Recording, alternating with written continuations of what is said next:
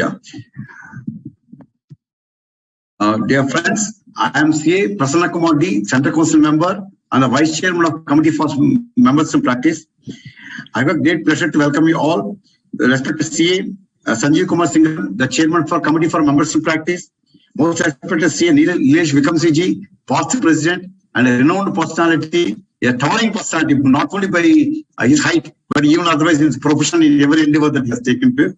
And CA Anil Sharma, the Speaker, CA Smriti Jain, CA Sushi Kedia, and CA Sangam Agarwal, all the speakers and the panelists for the day.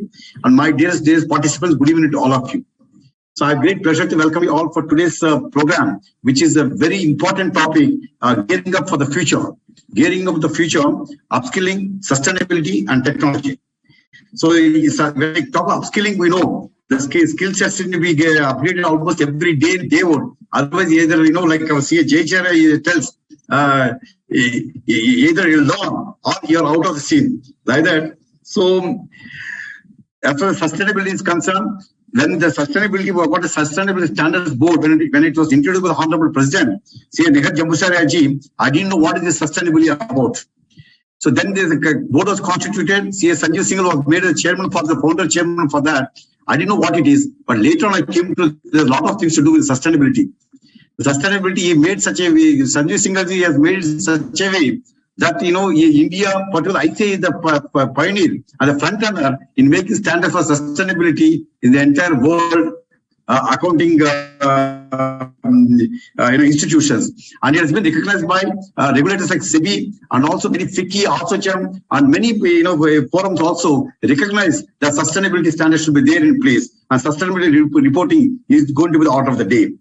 And the CSI, as you know, we have got the Committee for Members in Practice has got a lot of initiative made under the dynamic leadership of CA Sanjeev Singhal ji. And after his taking over, because I have been the Vice Chairman for the last 3 years, this is my 3rd year, so consecutively, chairman's change, I continued. But our chairman, the present chairman, he took a lot of lead in developing audit tools for the small and medium practitioners, so that in the day-to-day practice, even the small and medium practitioners, otherwise who will not be able to afford to own these softwares, should also be handheld by the institute. Thereby, we are developing audit documentation tool and audit and data analytics tool and practice management software and also digital library. So where everything whatever is required for day-to-day practice, it will tip of a button, you'll be able to get the information in the digital library.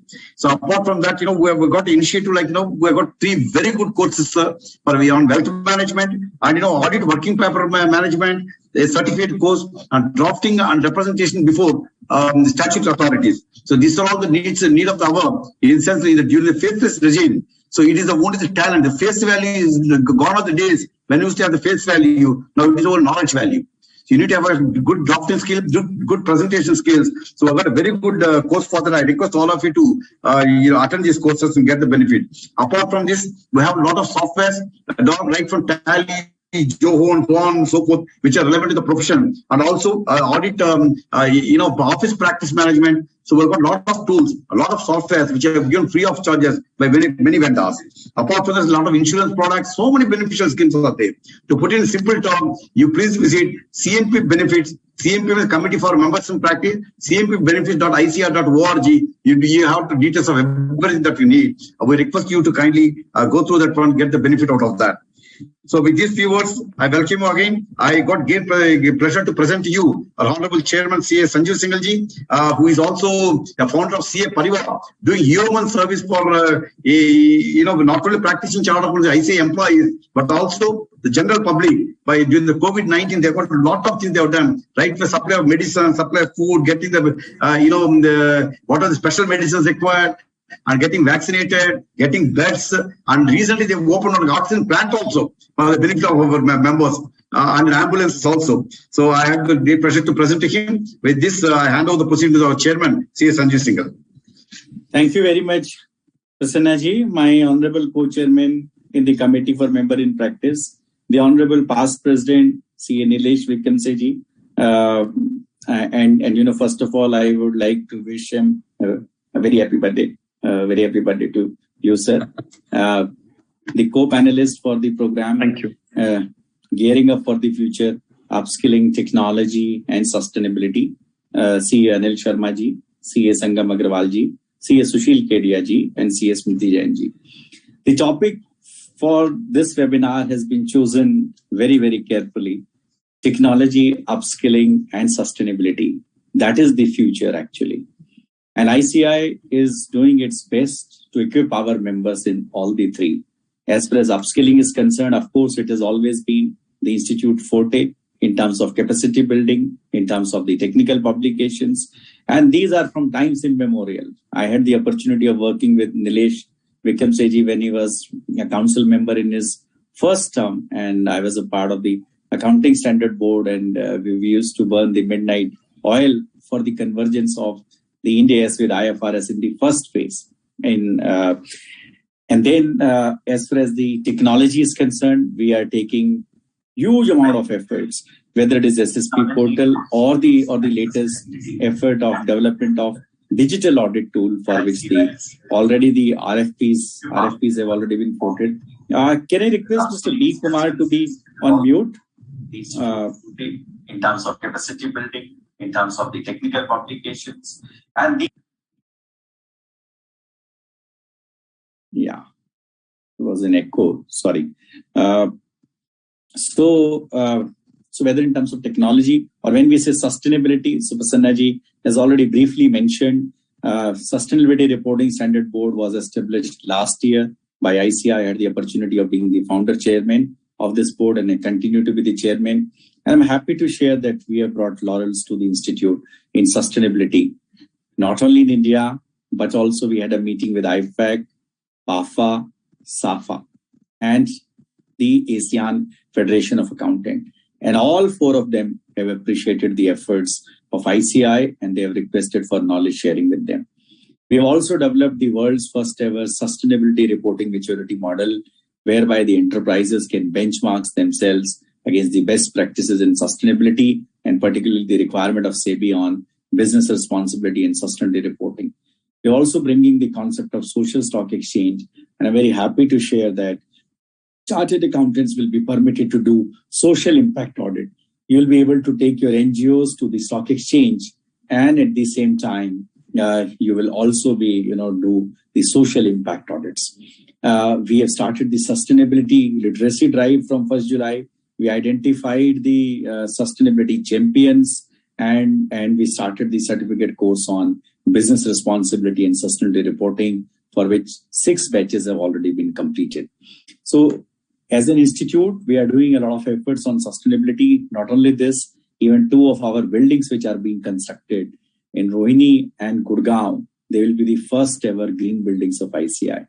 So we really are want to live up to the expectations, both in letter and in spirit. And that's been the theme of this program, Gearing Up for the Future, which is upskilling, technology, and sustainability. And why we put so much of focus on sustainability. Recently, we have read that Code Red report from the United Nations.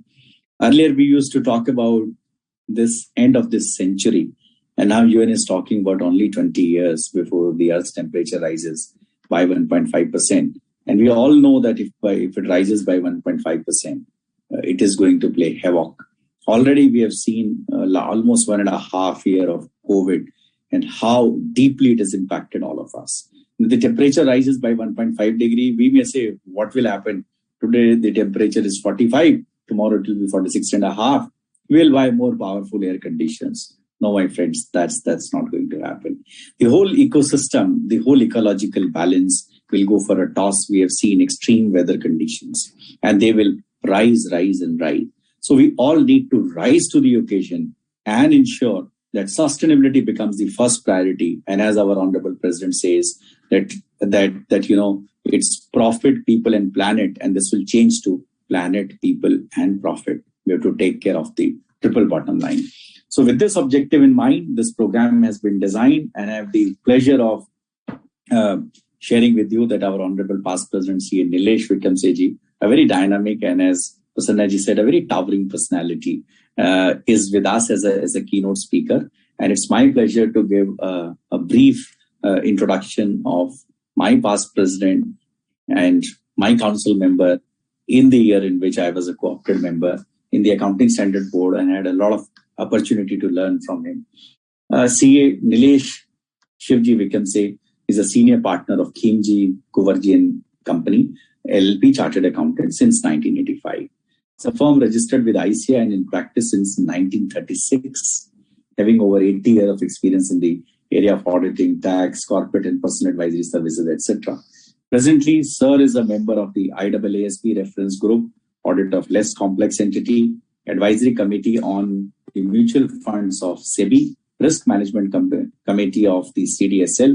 He has been nominated by the central government to the Board of Directors of the Arun Jaitley Institute of National Management, which was earlier known as National Institute of Financial Management. He is a member of the core group of the Bombay Chartered Accountants Society, Managing Council member of Chamber of Tax Consultants, and West India Council of Indo-American Chamber of Commerce. He holds directorship in IIFL Finance Limited, IIFL Wealth Management Limited, Navneet Educational Limited, Thomas Cook India Limited, SOTC Travel Limited, Nippon Life India Trustee Limited, PNB Housing Finance Limited, Gatti Limited, etc. Erstwhile, he has been a director with the Federal Bank. He has been an ex-chairman of the Federal Bank, SBI Life Insurance Company Limited, SBI Cards and Payment Services Limited, India Infoline, and many others. He has also been a Category A observer on the board of IFAC and a member of the Technology Advisory Group. He has been the president of ICAI, of course, the highest torchbearer in 2017-18, and has been the council for 9 consecutive years. And of course, he's been chairman and vice chairman of members and member of various committees of ICAI. He's been a member of IRDA, and he's been a member of the SEBI's Qualified Audit Report Committee. He was the first chairman and Corporate Governance Committee chaired by Giri Uday Kotak, and has been a member of SCODA. He has been a member of the Audit Advisory Board of the C&AG and of the Insolvency Law Committee, LLP, and Committee, Ministry of Corporate Affairs. He has been the first chairman of the then newly formed Corporate Members Committee of the Chamber of Tax Consultants and on the Managing Council of CTC in 2007. Sir, past president ICAI is over enough, I think, with this audience. I'm trying to find, sir, with your permission then, ladies and gentlemen, I present to you our Honorable Past President, C.A. Nilesh Vikamse, to give his keynote address. Thank you, sir. Thank you, Sanjeev, for the very, very kind, I would say, introduction. Friends, the topic for the day, gearing up for the future, upskilling, sustainability and technology is very, very dear to my heart. But before that, let me first of all compliment the committee of members in practice, and especially Dr. Sanjeev Singh, CA Dr. Sanjeev Singhal, our own council colleague, and CA Prasanna Kumar, the co-chairman, co-chairman, for the fantastic job they are doing. This committee, I think, was formed maybe 10, 15 years ago, how to sort of support the members in practice in, growing their practice, etc. And it has done a wonderful job. And I think each succeeding chairman, vice chairman, building on the fantastic work done. And I would, want to compliment Sanjeev for the thought process as far as giving the software tool for the practicing members. I think that once that is done, it will be a very good help to the members in practice. Friends, he did mention about insurance, which has been there for quite some years. I don't know how many of the people who are listening to this program are practicing CAs. For those who are practicing CAs, my suggestion is please look at this professional indemnity insurance which insurer is offering. It is almost 80% discount to the card rate. It's with the tie with New India Insurance. It's a public sector. And you go to any other public insurance company, when we started it, it was almost, this was 80% discount. So even if you're taking a crore worth of insurance, the premium is hardly a few thousand, one dinner cost. It is only 5,000. So I'm saying it's less than one dinner cost, which you go out and eat with your family. So I would recommend it will be a peace of mind. And what I'm going to speak is going to push you on taking that insurance. Not that I'm getting any commission. It is already 80% discounted, and with the public sector, this thing. Friends, coming to the topic, I think why we need to discuss about upskilling, sustainability and technology. I think my co-panelists there, Smriti, Sushil, Sangam and Anil are going to get into the details of it. But before that, let's sort of have a background to why this particular, why did Sanjeev and the team, Prasannaji and all the team think of this? I think as all of us know, whether we're in practice or in industry, I think the change is happening rapidly. Things are changing just and at a pace which has been unheard of. I've been in practice for 35 years, friends. And let me tell you, despite being president of ICA and a lot of directors, so many companies, I still am worried with the pace of change. The pace is just keeping on increasing day by day. Nearer, us, what is happening on the first is, I'll speak on technology a little bit later, on the regulatory side. The amount of changes which is happening is unheard of. You're seeing the way the laws are being passed. Not only laws we are talking of right now, but even the Companies Act, which was, sort of after 57 years, we had a revamp of the Companies Act. Before that, hardly few times it would have been amended, that to very, very minor amendments. This 2013 Act was amended, and friends, was a complete revamp. A new act came. And till date, I think it has been amended 4 to 5 times. First amendment 2015, 17, 19, 20, and it's getting amended. I know the last amendment was in less than 15 days from cabinet till the president's assent. Lok Sabha, Rajya Sabha, all these used to go to select committee of the parliament, or all nothing. Now the rate is the changes. And this is the act. What about the rules? There are roughly about 49 set of rules under the Companies Act. And at the last count I had some time back, they've been amended more than 200 times. These all came in 2014 and 15. So earlier, friends, before 2013 Act, if you ask me, I was an expert on Companies Act. I used to respond to my clients like in a jiffy.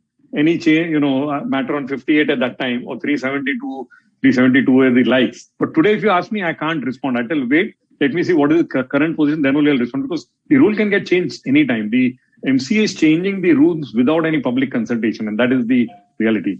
We have seen in GST, every day one change. That's the latest WhatsApp which is going on from the time it is there from 1st of July 17 till date. Then we have seen the insolvency and bankruptcy code coming up, the valuation norms. And, it is just keeping on changing. The regulatory environment is changing substantially. And along with this, the expectation of the regulators, society, your employers, or your clients, that expectation is also going to the moon. And the expectation is the moment a CS signs any document, whether it's a certificate or a balance sheet or a financial statement, there should be nothing wrong in it. We talk of true and fair. The people think of true and correct. That's a huge gap which is there, communication gap, and that we are trying to bridge the gap. But till that time, the gap will remain. So they are not expecting any mistake, any error, whether it's material, non-material. That's the expectation. Then, friends, there are stiff penalties across all the regulations. And not only I'm saying across regulation, Companies Act, GST, income tax, but even if you are not doing listed companies, say you're doing small entities, you're doing partnership firms, you're doing societies, you're doing clubs, you're doing, even a dispute of husband and wife. There are some issues and matters goes against the CA to the issue. The district committee, 90% of the matters are dispute between partners, dispute in a private company, disputes in a family. So the penalties in that form also, and then one has to go through the whole, tension of attending before the DC. Next, friends, is across all regulations and e-governance. Earlier, we used to do a lot of things manually. And thanks to e-governance, what is happening is a lot of things the clients are doing themselves. So the need of the erstwhile chartered accountants is going down. And finally, we come to technology. What is happening in technology, friends? Earlier, when we saw, when I started my career, we used to write our books manually. Suddenly, we saw the, Tally coming up, then SAP, Oracle, and it went into, I would say, the software. But now one more level has gone. Even the preparer, now bots are preparing accounts. Reconciliation are done by bots are, nothing but robots. In a company where I am in, all the reconciliation are done by bots. And even accounting, basic accounting can be done by, machine learning, by AI. So that is one change, and it will increase. It's still nascent, I would say. It's still not gone at the, I would say, base level, but this is going to improve. The basic accounting is going to be done by machine. What we used to do it earlier, physically, or at least data entry on the software, but that also will be done mechanically now. Second, friend, data analytics. Now, thanks to the amount of data available, that's a new focus, data analytics. Earlier, we used to do sampling, this, that, with the whole change of our, I would say the expectation from chartered account is going to data analytics. Third is blockchain, as we are, speaking of. Blockchain is a data which is pre-authenticated and it moves in a chain where the necessity of audit will be there or not will be a question. Of course, the most common use of blockchain is cryptocurrencies and all. I'm not going into that. Forget that. But even for accounting, as we speak, RBI and I think not RBI, State Bank and some banks you started using blockchain for some straight finance, platform. So once that comes in, whether audit will be required to that set of data which is pre-authenticated, the way it moves. I think the panel will be discussing that also, hopefully. And on the friends, what are we doing right now? When we do the audit, we say we are complying with the accounting standards, complying with auditing standards.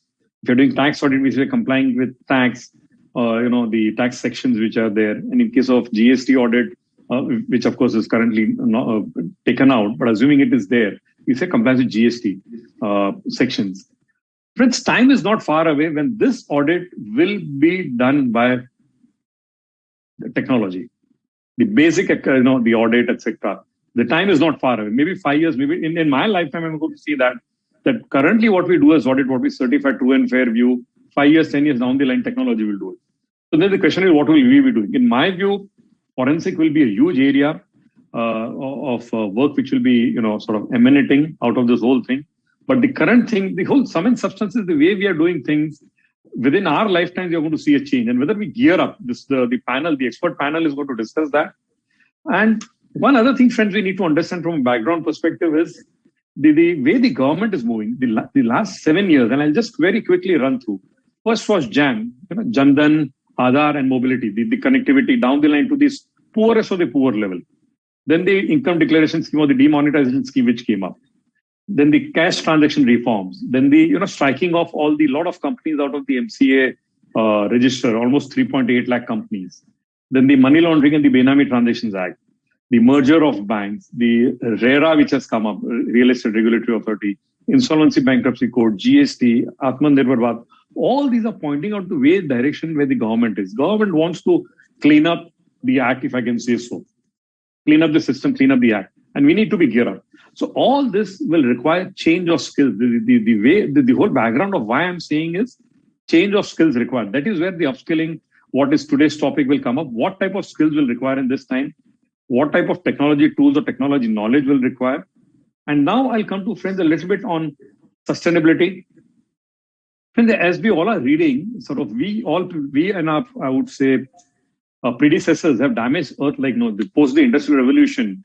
I think we have damaged Earth substantially. And the time has come to repair it. Unless otherwise we'll not be able to give it to the succeeding generations. And in that direction, a lot of action happening.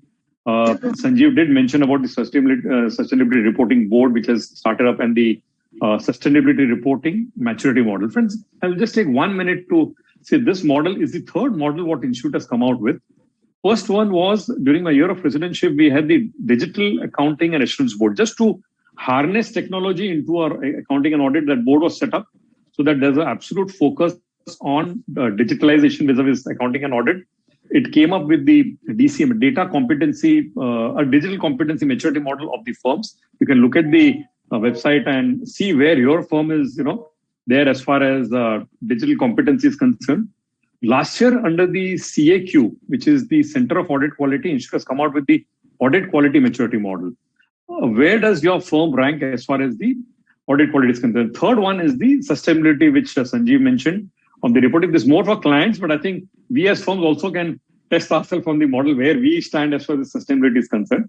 So this was, friends, on the sustainability side. Of course, there are talks that this whole bogey of sustainability is created by consultants, and there's a lot of greenwashing, etc. I think let's be that apart. I think we need to. The fact is, we are seeing the impact ourselves. We are seeing the climatic change. We're seeing the untimely rains, the storms, the hurricanes in the US, etc. I think so. It is the frequency has increased a lot, and that is very clearly impacting. The glaciers are receding. It's definitely going to have an impact on all of us. So we need to be geared up. And how do we as chartered accountants get into sustainability reporting? I think this August panel is going to discuss that. And just friends, I would want to conclude, and I would just want to say what are the future areas which I think will be emerging. Is one is, of course, I told you, forensics, the data analytics, the insolvency. I think area is a huge area of practice which can come up. Friends, cyber security advisory for our clients and for ourselves. I think some people for the small and medium, not for the larger ones. That could be a good, how do we marry technology to our profession, to accounting and auditing will be a good area. And that's, friends, I wanted to share with you. And when I conclude, I just want to sort of focus more from the practicing member side. I think what our vision has to be, how do we move from compliance to consulting, from value protection to value creation and enhancement, from being a service provider, how do we get into a solution provider? Rather than, as we say, we chartered accountants are problem finders. So how should we be solution finders or solution providers? And from size, I think, to positioning, I think each firm will have to position what it stands for, what the type of clients it wants to attract. I think that's the way forward. Friends, with this, I'm really been happy to share this dais with all the august personalities which are there.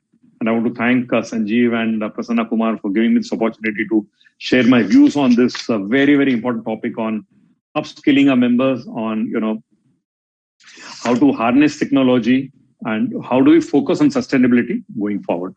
Thanks for the opportunity. Thank you very much, sir.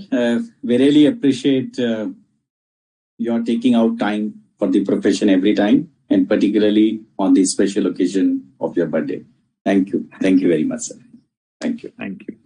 I will log off with your permission. Sure. Sure. Thanks. Yes, sir. Thanks. Yes, Thank you. Thank you. Thank you. I request Prasanna ji now to introduce all the panelists which we have today. Friends, we have got 4 stalwart panelists today. I'll present you one by one. Start with the C. Anil Kumar Sharma, a renowned personality. He's a commerce graduate from Rajasthan University and also a company secretary. Mr. Anil Sharma is a CFO of Helden Cement India Limited, a subsidiary of HC Group, Germany, one of the world's largest integrated manufacturers of building materials with a leading market positions in aggregates, cement, and ready-mix concrete. Mr. Sharma is country CFO of HC Group companies with a combined annual turnover of over 45 billion, with 4 departments directly reporting to him: finance, IT, the information technology, legal and secretarial, and investor relations.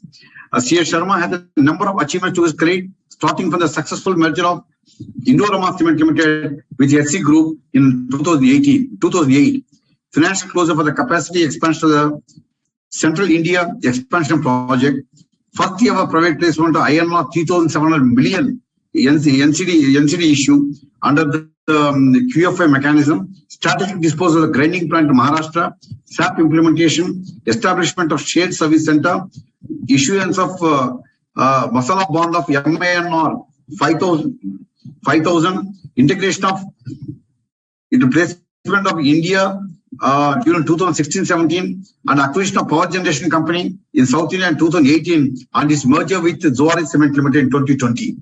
There's a great achievement that he has made during his tenure in various capacities in various industries, and he has also participated in Summit Management Development Program of Duke University in Germany and Singapore in 2013-14. So our personal friend, happily married to Sarita, who balances his work-life management. He very, very nicely, she does woman behind the success story of Sharmaji. And he is blessed with a son. He is also balanced, 1 son, 1 daughter.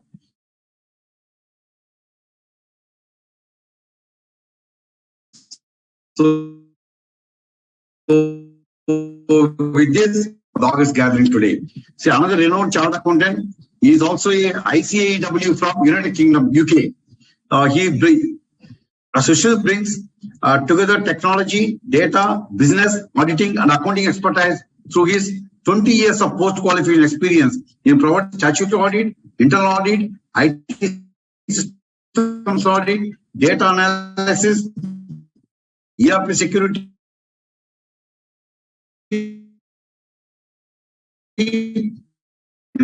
information security, data privacy, and law in several other countries, including US and UK. He leads the stakeholder and digital trust services for the firm and helps his clients on audit and attestation and various global standards and frameworks where the subject matter involves information security, data privacy, etc. He is also a subject matter expert on ERP risk and controls and has led several large-scale SAP pre- and post-implementation audits in India and abroad. He has been responsible for leveraging IT tools and technology as part of the statutory audits for some of the largest companies in India. He has also played a leading role in developing audit methodology and approach for auditing clients' IT systems and processes as part of those statutory audits. He helped many clients in automating business processes and internal controls and implementing internal control framework and advised on internal financial control IFC to meet the requirements of the Companies Act 2013 as well as US SOX 404 requirements. Actively involved in thought leadership and innovation in external and internal audits to make emerging technologies like robotic process automation, that is RPA, and artificial intelligence AI, an integral part of the audit process. His professional certifications include qualification CISA and CAPP and Certified Data Privacy Solution Engineer CPDSC and ISO 27001 Lead Auditor and SAP Business Objects Access Control and Process Controls. He has also been executive development programs of leading B schools like Indian School of Business, that is ISB, popular known as ISB, and the Wharton School. With this few words, my dear friends, I have great pleasure to present to you C.A. Sushil Kedia. Coming to C.A. Sangam Agarwal. C.A. Sangam Agarwal is a seasoned tax practitioner, a fellow member of the Institute, turning his LLB in 2014 visa along with certificate course on concurrent audit from the Institute of Chartered Accountants of India. You are the co-opted member of the Corporate Laws and Corporate Governance Committee of NIRCF ICI in the year 1920. Yet more than 12 years of experience in the field of taxation, both direct and indirect taxes and advisory. He makes representation for a widely diversified cross-section of industries before authorities for advance ruling, CAT appeals, income tax appellate, and other appropriate forums. Sangam has previously worked with IFCO Tokyo General Insurance Company Limited as manager in the financial accounts. With this few, my dear friends, I present you Sangam Agarwal, who is also visiting family in ICA and has spoken on different forums, in other forums also. So with this, I present to you the renowned personality, C.S. Sangam Agarwal. Friends, the last speaker of the day, C.S. Smriti Jain. So you can see the dynamism by looking at her in the screen itself. Smriti is the executive director in the consulting practice of EY Global Delivery Service, the GDS, popular known as GDS. She leads the internal audit and internal controls team in her current role as enterprise risk leader for EY GDS. She closely monitors service delivery of internal audit and internal control hubs for certain clients. Smriti also manages the internal audit analytics team and is focused on enhancing various risk and control based solutions with embedding analytics across the life cycle of solution in her role. She is also responsible for driving continuous automation and innovation in service delivery by leveraging various emerging technologies, including robotics, artificial intelligence, analytics, etc. She's a bachelor in commerce honor from Shriram College of Commerce. This is again a common thing from our CS, Dr. Sanjeev. You got Sanjeev Singhal, who is also from Shriram College of Commerce.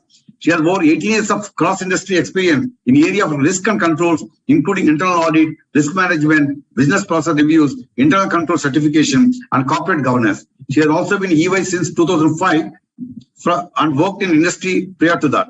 Smriti is also a strong champion for building diverse teams and driving a culture of inclusiveness where every point of view matters. She was also first woman SM in EY GDS consulting across country India and has been since working towards supporting more and more women take up leadership roles. She takes pride in the fact that she has more than 40% women in her team at manager plus levels, which is the industry benchmark. On a personal side, she's married to another chartered accountant and a 10-year-old son. I feel he will also be a chartered accountant in another 10 years to come, 11 years to go. She is a fitness enthusiast and practices yoga and meditation and loves to encourage his team on the journey of staying fit. Friends, she's also a great recruiter of many chartered accountants. If any of us want any employment, give a tinkle to Smriti Jain, you are employed there. She's open for employing many people. With these few words, I introduce you the 25% participation among the 4 participants. I know she will bring one more woman to be a panelist so that they will make it 50 next time. Thank you very much. Thank you very much, Prasannaji. I really like the way and the depth in which you detail all the 4 panelists. All the 4 panelists are of course, the stalwarts in their own area. So let me start with this panel discussion. And for those, because, there are some participants, probably sustainability, let me make it clear to them that when we are talking about sustainability here, we are talking of the ESG, rather than the sustainability of the businesses. And that's becoming a pretty hot topic these days. Let me start with our panelist here, Anil Sharma ji. Anil ji, can you explain in simple terms what is sustainability? Why it is becoming so important, and more than important, being so relevant for all of us in these Thanks, Sanjeev. Thank you. And I think I must thank you for bringing this very relevant topic for all of us, not from the business and profession, but from human being point of view.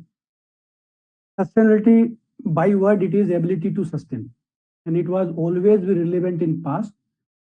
But recently, in maybe 1 decade and so past, the people have started raising concern about the question of survivability of the human being in the planet. And that has happened because they have started seeing the consequences. In past also, there was this sustainability was the prominent, but it become more prominent nowadays. More and more awareness and the concern there by the people. There is imbalance in our entire ecosystem. And it is happened not in a year or 10 years. It is happening almost, we can say, 50 to 70 years. If you go by the statistics, we have seen that last 50 years, the average temperature of the earth has increased by 1 degree. And because of this unorganized, unstructured industrialization and the rapid urbanization happened across the globe. Because of that, the CO2 emissions, which has increased, it is related into the increase in the temperature of the earth. You will be surprised to see the data that every year, the total amount of CO2 emission in the environment is 36 billion ton. The people are talking about saving of the 1,000 ton of the CO2 or maybe the 100,000 ton of the CO2, whereas the total emission in a year is 36 billion. And out of that, the statistics says that 43% is coming from the electricity and heat. 23% is coming from the transportation, and 17% is coming from the industry. Why it is important to know these things about the statistics, that unless we appreciate the problem, we will not be able to find the solution. And need of the hour is to optimize our resources, and at the same time, think about the replenishment of the natural resources we have already taken out of the earth, and then maybe we be considered as a culprit in past. We are obliged as a human being to hand over the world to our future generation to come the way we have used, and they also can thrive and live in this planet. And therefore, more onus on us to find some solution. Yes, the industry from that point of view has been doing a lot of things, and there will be some out-of-box or the special efforts required from the industry point of view to address this issue. Since today all my fellow chartered accountant and in practice are there, this topic is more relevant for them also. When we talk about the ESG, it is the environment, social and governance. And as a chartered accountant, our responsibility also to thrive and put focus on this particular topic. There are rapid change happening in the technology, and COVID is the biggest lesson learned for all of us. It talks about the new normal, and therefore all the chartered accountant also have to now unlearn the things, learn how to unlearn the things. So therefore they can also upskill their way of thinking, way of doing the thing, and way of doing the practice in future. I'm afraid to say that, okay, if the way things is happening and we will not upskill our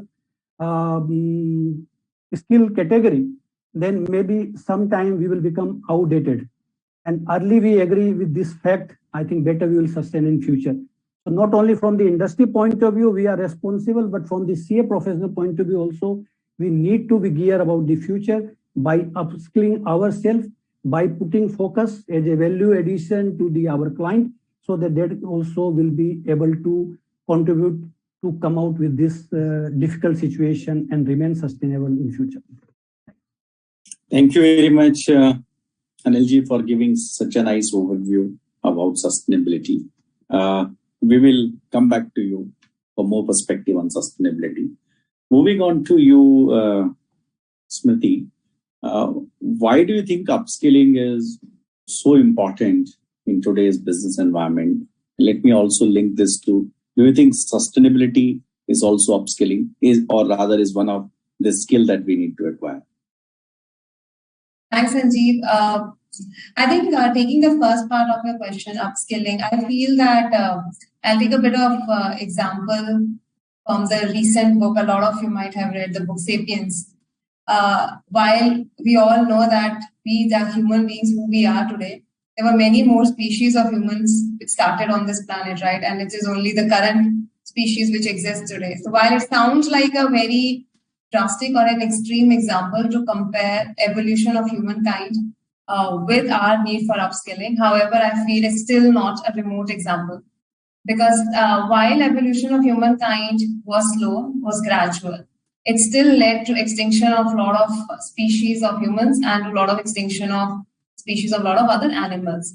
So similarly, I strongly feel upskilling is now not about your future growth, but it's also a lot about how we as professionals survive as technology and other business environment changes so significantly. So when we say why is upskilling important, I feel the way some of the comments were made in the opening session on how technology is evolving so fast. If any of us as a panelist feel comfortable about this particular technology, next day we come across to something new which we don't know. So it's moving at a much faster pace, and hence the earlier we all realize the importance and we stay proactively engaged on how do we upskill ourselves, it's extremely critical. I'll take my example. As Prasannaji mentioned in my introduction, I do work on innovation of multiple solutions in my organization. And recently we were working on a tool to change the way we do internal audit. And then when we started getting in discussions with technology teams, there were so many aspects being discussed regarding the cloud. How will it be hosted and the different elements? And I started realizing that I could understand those conversations maybe 50%. I was not completely there, and there were times where I felt lost.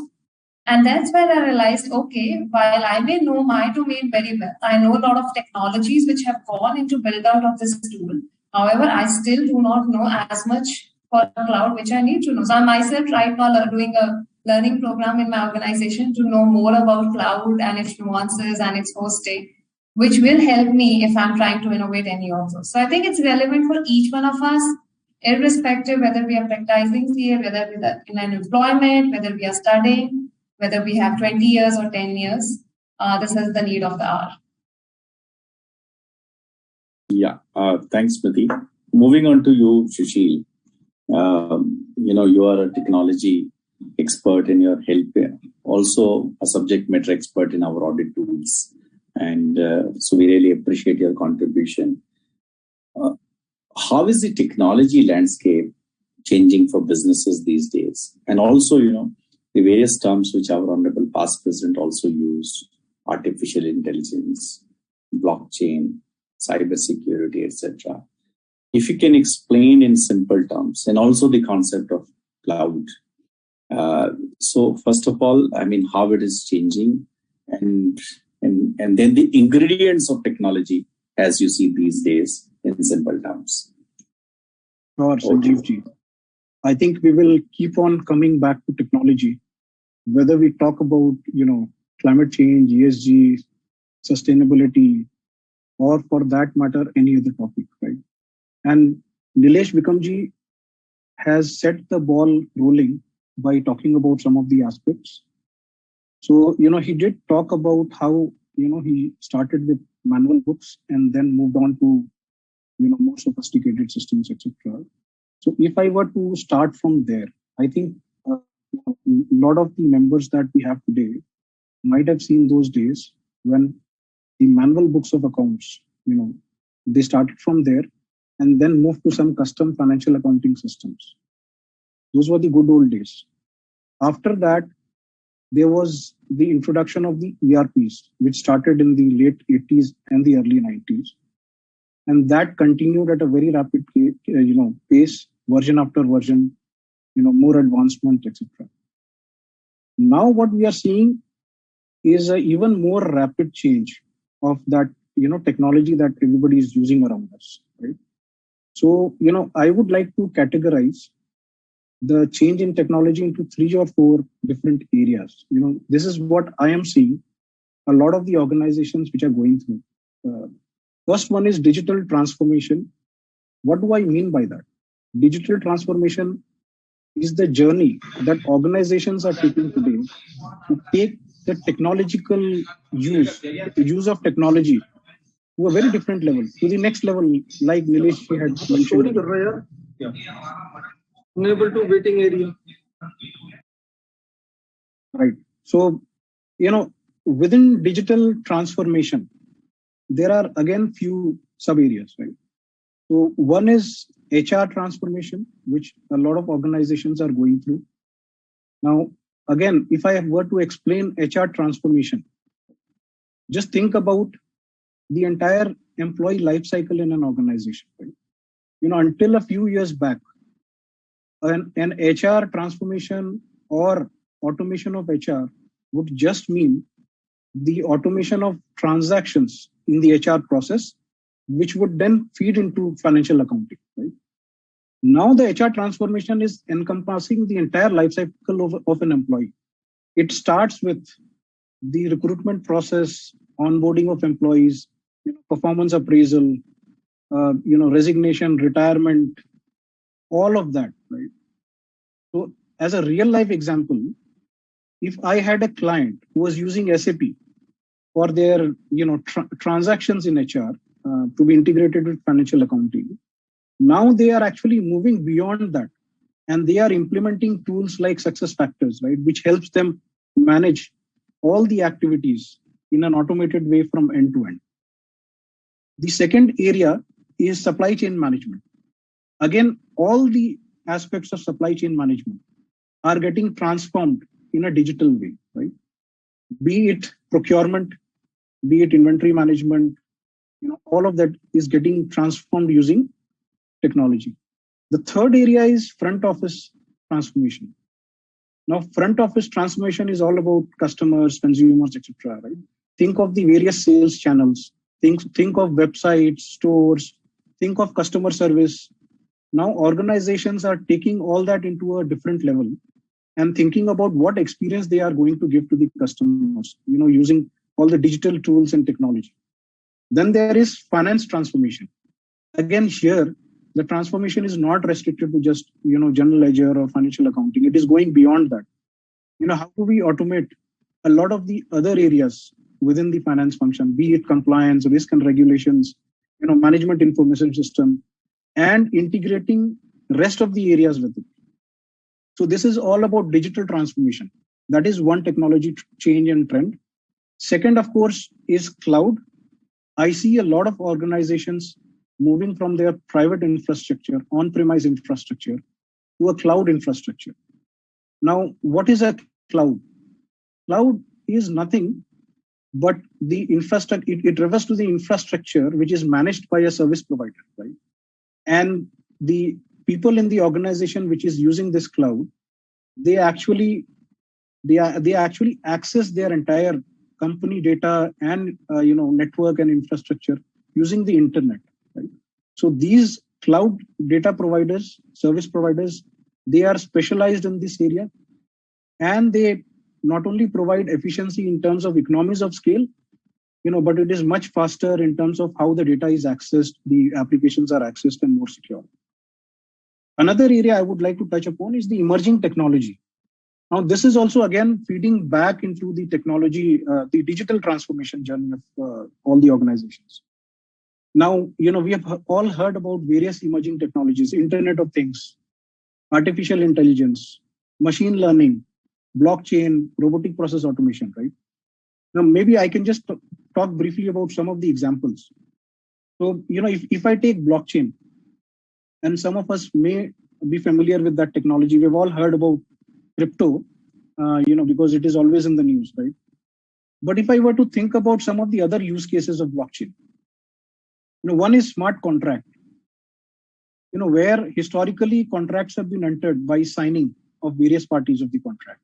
Now, this blockchain technology will revolutionize it because there will be no requirement of signing the contracts.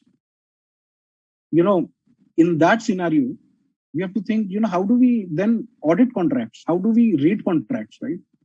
Are we going to do the vouching and see whether somebody has signed, whether that person is authorized?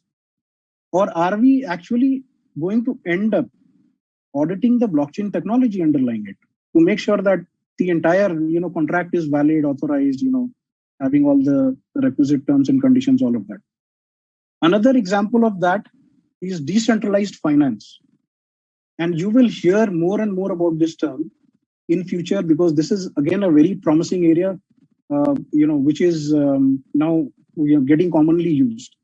So decentralized finance is nothing but where the ledger is distributed, meaning there are more than one copies of the same ledger, and therefore there is no need to authenticate, to check transactions whether those are valid or appropriate or not. And if I were to just pause and explain what a blockchain is, it's nothing but a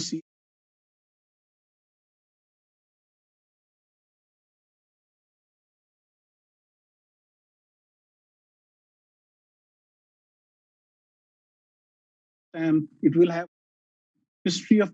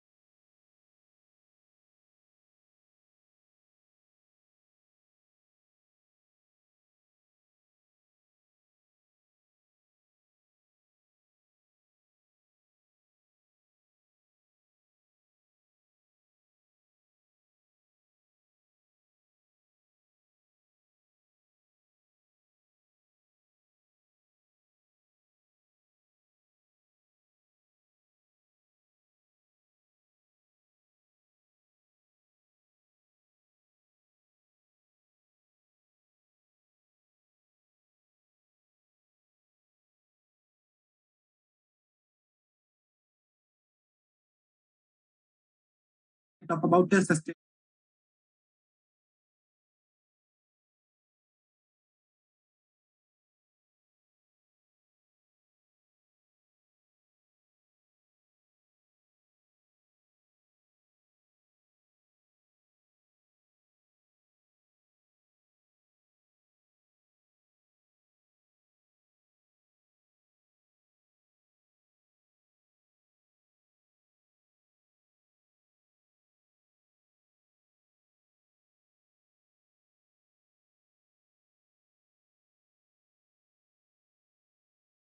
I need to ICI I need to do with that. When I'm at any point of time, I want to add a part-time in my firm. In next 24 hours or 48 hours, I can do the same thing in a very ease. So I was talking about why we need, being a chartered accountant, being a professional, we need to change ourselves because business model are getting changes year by year. And especially if I talk about the Corona period will make all of us who used to other technology and many business model change due to Corona also. If you see number of registration at the e-commerce platform, there is a more than 100% increase in the vendor registration in the e-commerce platform like Amazon, Alibaba, Flipkart on these sites. I'm not about talk about the customers. I'm talking about the vendors because there is a need of the hours.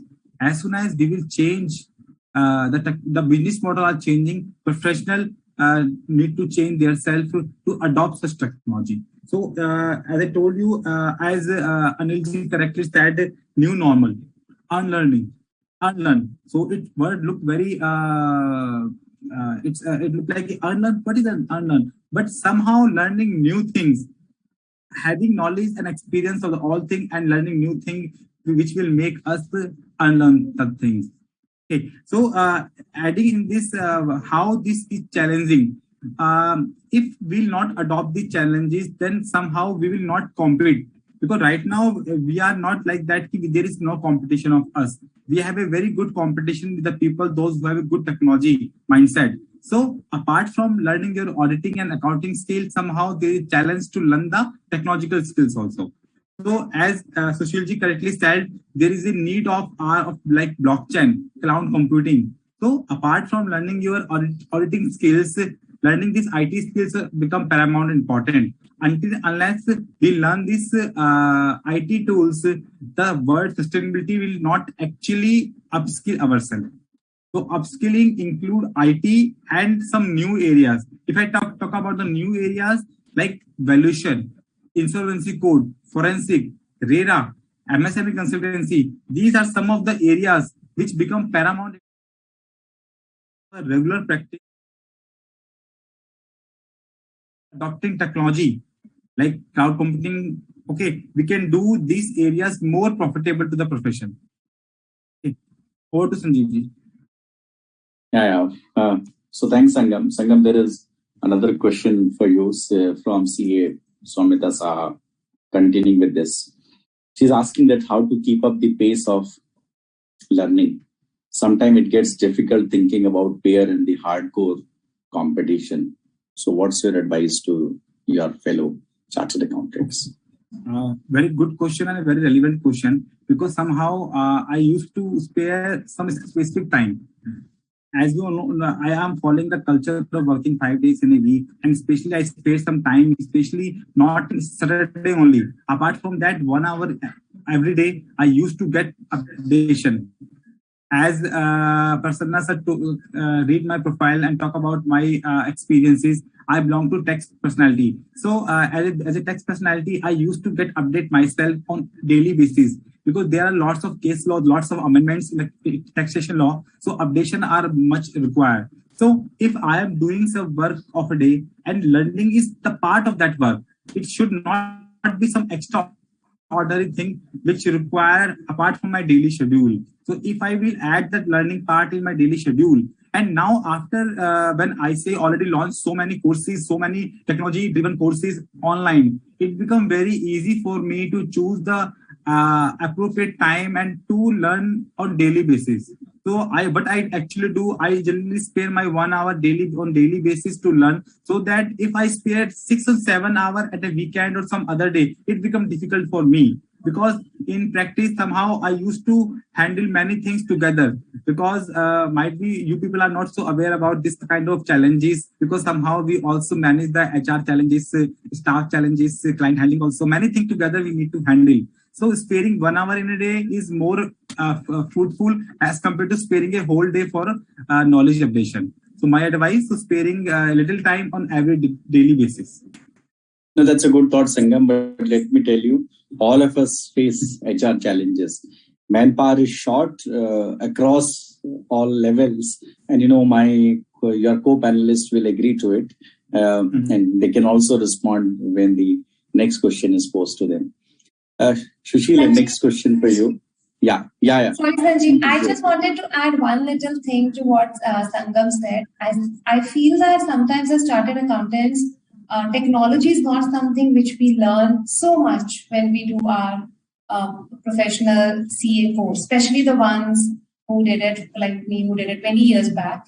And there is the natural inhibition that, okay, I am a chartered accountant. Oh my God, how will I learn technology? I just want to suggest to all the participants that there is no need for us to be daunted by technology. It's not as complicated as we think. None of us are expected to be coders. We'll not sit and write programmers. If you are a CA, you are intelligent enough to understand the things which are needed for you. And to Sangam's point, I think it's important to first of all accept that we need to learn it. And once you decide, then there are so many options, right? As there are courses available online by ICI, there are courses available by many other organizations. You pick a topic, you figure out a time, and then you can learn it. It's not as complicated. And I'm saying it all from my personal experience, that I used to feel, okay, how I don't understand this, how am I going to find it? But as I started learning, I realized it's not as complicated. Some of it is in our mind. I agree, Smriti. Sushil, before I take up the next question to you, let me answer one question asked by CA Abhijit Ghosh, because it's from the institute perspective. The question is how our institute is contemplating to provide online material and tools to upskill our small and medium-sized firms for sustainability. So here the word sustainability is different. It's not ESG. It is being sustainable in future. So first of all the material of the institute is available online, and all the material is available free of cost. Even the 5,000-6,000 webinars which we have done in last 1 year, they are available free on the ICI website, and all the technical material is available free. As far as the tools are concerned, there are various software that we have tied up. And as far as the digital audit tools are concerned, it is a work in progress and will be made available to all the members in practice in due course. Moving on to you, Sushil. How technology has impacted our profession, and also, taking the question of Nilesh Vikramse further. Is it that humans will not be required for doing audit in future? It's a very, very, very, very interesting question, Sanjeev ji, and I'm sure a lot of us would have that in our mind. So let me start by talking about how technology has impacted our profession, right? I would say, in a very, very big way. So you think about any area that a chartered accountant is expected to work on, all areas have been impacted, right? Be it accounting, auditing, tax, or for that matter, anything else, right? If I were to use the example of auditing, I like to use a phrase, to sum up, how things are changing. That is, technology needs audit, and audit needs technology. So that is how I would describe it. So, we've talked about so much earlier in the conversation, blockchain, AI, ML, robotics, all of that, right?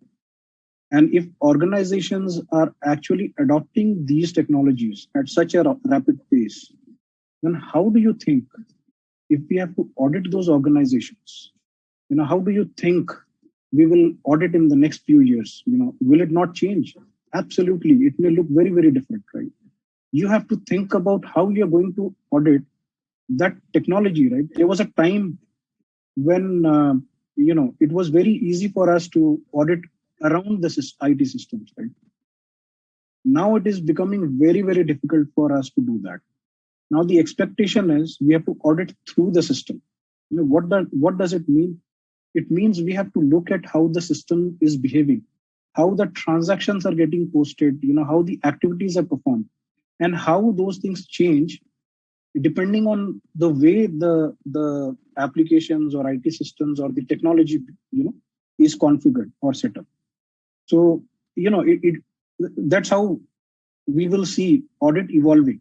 Similarly, if I have to think about the audit procedures or the way we do audit itself, just like all the organizations around us in various industries, they are rethinking the way they are doing business in every sense. Similarly, we as chartered accountants and service providers, we have to also think about how we are going to adopt technology in the way we are delivering things. We are performing audits or, giving tax advice or doing anything else. Right? So there's a huge impact both in what we do and how we do. So thanks, Sushil. Moving on to you, Smriti, and extending this discussion further, how do you upskill your teams to execute the tech-enabled audits, whether a statutory audit or an internal audit? I'll continue with what Sushil was saying. I think that is given. We need to do that. Even when technology will start doing some of the audit work, we'll have to audit that technology because you can't leave it to the technology and assume everything is going correct.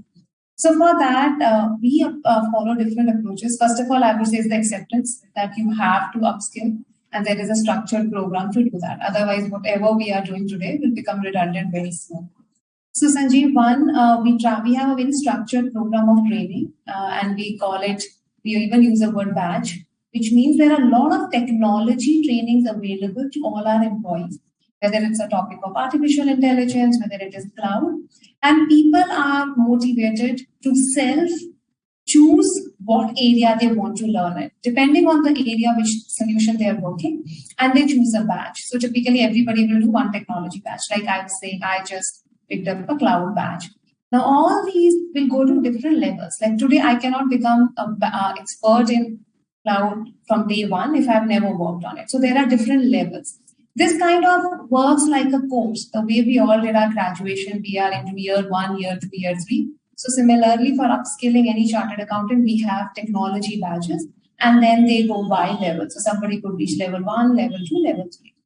Secondly, we also have driven a culture of innovation, which means if you're working on any solution like internal audit or statutory audit, everybody is challenged to think through what will you do different, what will change in this solution, and how do you drive that change. Now, the moment you start coming up with ideas on what you want to change, there is an imperative that you have to work with your technology colleagues, right? To understand, okay, I feel this part can be done by AI. Then you go and meet your AI counterpart, understand, ideate, and then implement it. Now, in that way, whatever you are learning as theory, that starts getting translated into actual experience and experimentation to figure out how it actually works. So I would say, to summarize, it's a combination of providing actual trainings, which are proper courses, and then applying it to the current engagements, plus to the innovation and automation initiatives we run, by which the auditors or any solution people get naturally moving up the value curve when it comes to getting themselves upskilled. Those are the key themes, Sanjeev, I would say. Sanjeev ji, if I may add, I think if we talk about upskilling, we have to see it as a necessity, not as an option anymore, right? So, all of us have actually slogged to pass the exams, CA exams, right? Now, similarly, we have to think that if we have to remain relevant in future, we have to go through this. So I think we'll, if you think like that, maybe it helps. Hi, Sushil, thanks.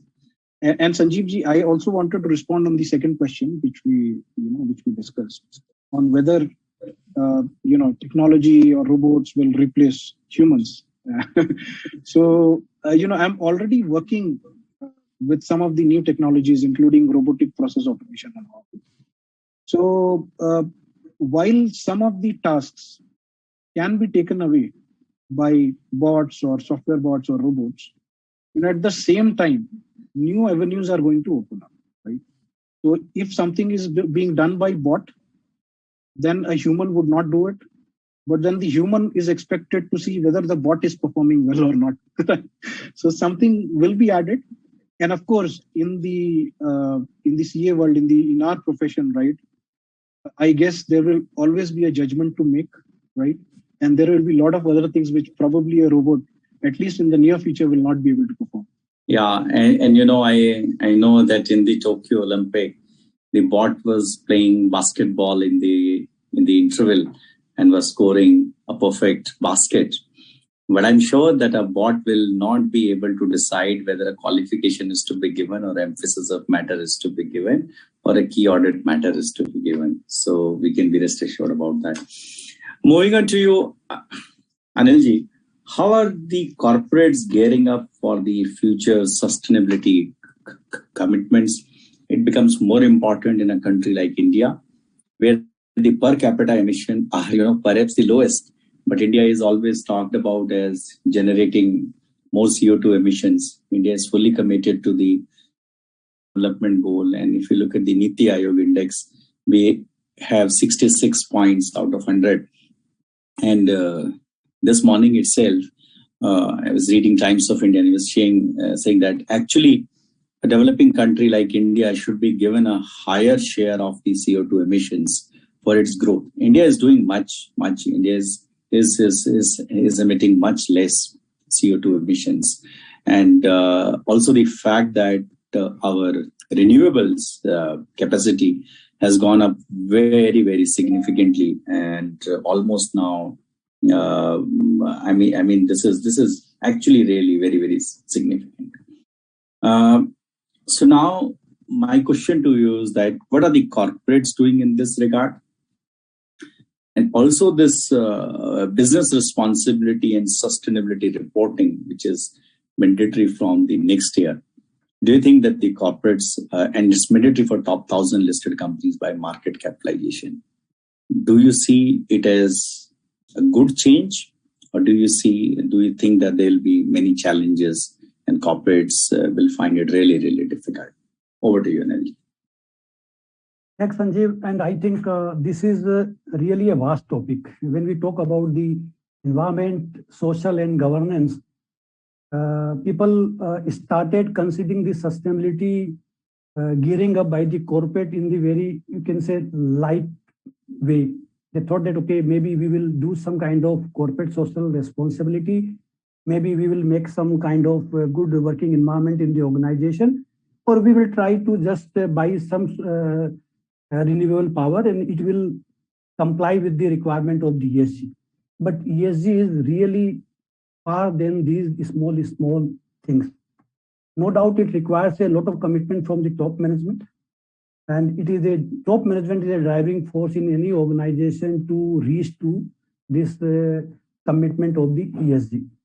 And more than commitment, this message of the organization should be percolated down to the last mile of the employee who is working on the shop floor, whether it is related to climate protection, whether it is the restoration of the natural resources, or whether it is talking about the support to the society as a whole. I have seen it in my personal experience that many corporates are doing the corporate social responsibility activities for nearby plant or the working areas, but their employees even are not aware what they are doing it. And this is not the right approach, and therefore the message and the structured way of message to all the stakeholder in the organization is must for achieving the target of the sustainability. Even investors, you know that investors are also not willing to invest in the companies who are not serious about the sustainability. So from our experience in the industry point of view, I can put this sustainability gearing up by the corporate in three parts. One is the stakeholder engagement. those days gone where the one trading business or profession or industry, they grow, but at the same time, all the associates people, be employee or their vendor or customer, they are not getting benefit. So you need to always think about the inclusive growth if you are in the business. This can be possible by various means. You need to provide the transparency about your business, about the compliances, making awareness what you are doing, as well as need to provide the training. GST is one example. When we have started in 2017 about the GST, we have not only given the training to our employees, we have also given training to our customer and the vendor. Because tomorrow if the customer is die because of this GST non-compliance or the vendor, then you also get impacted. So this is the new things that started in the industry, that you need to think about the inclusive growth of the business. Second thing is really this greenhouse gas emission reduction. And industry is doing a good job and the significant development during maybe past 5 to 10 years. The renewable energy is the one example. People are now thinking gigawatt or gigawatt hours of the power replacement of the fossil fuel. People are talking about the circular economy, especially in the industry where I belong to. This is now gaining momentum, that not only you produce or still, you talk about the replenishment of the use or byproduct to replace the CO2 content in your product. People are talking about the alternative fuel and raw material. We used to consume 100% power maybe 10 years or 15 years before. Used to consume 100% coal and other fossil fuel in past. Now we are talking about around maybe 20 to 25% and reaching to 50% level of using alternative fuel, be it plastic or you can say biomass or municipal waste. And those things now industry is reducing in the big way.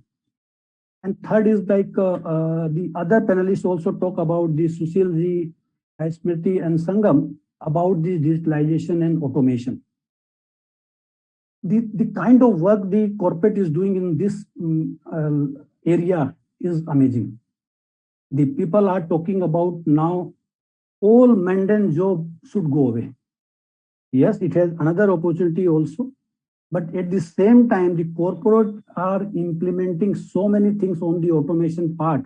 I give you one example, the robotic process automation.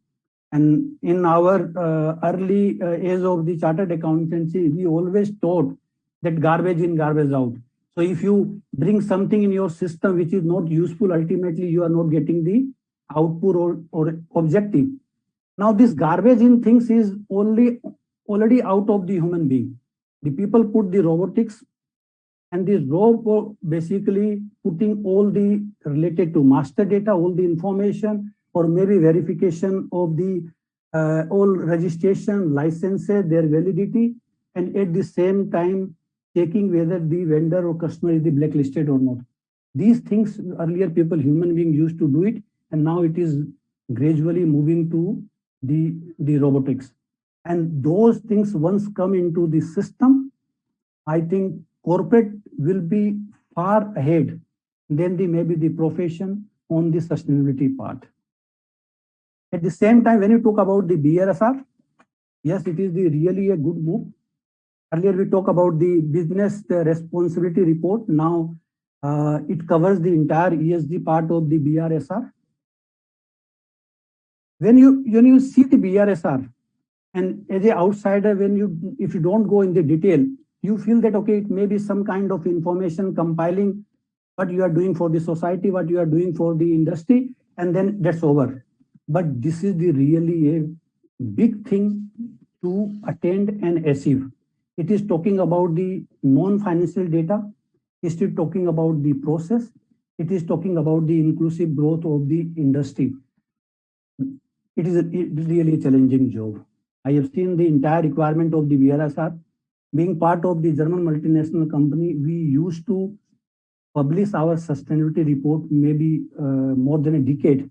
And when I have seen the BRSR, it is really more than that thing, and people has to work on it. My suggestion to my colleague who are in practice, that you should be the early mover in this regard. You should start looking into the figures. It is not the task which can be done overnight.